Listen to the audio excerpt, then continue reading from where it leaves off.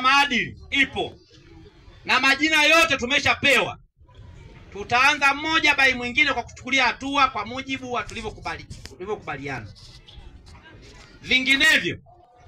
Vinginevyo labda atuambie kwamba yeye sio mfanyabiashara, na tutamwangalia na sisi kupitia vyombo vyetu. Kwa hiyo wote waliofungua tunayo majina na watachukulia hatua, wala tusiwabugu, lakini tumewaona na sisi tuwaone hawa ndio wachawi.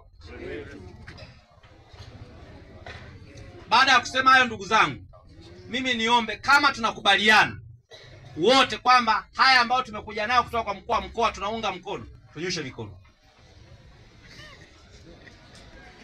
Naona wachache wengi. Kwa hiyo tunakubaliana kwamba haya ambayo tumeyapokea tuende nayo.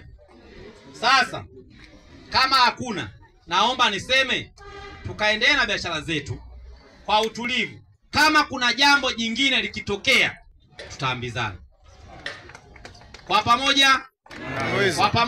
Tunaweza. Baada ya kusema hayo, naomba nimuombe mwenyekiti sasa, kwa sababu hii hakuwa mkutano, tuliomba tu tuwape taarifa ya pamoja ahitimishe ili tuendelee na biashara zetu kwa pamoja. Tunaweza.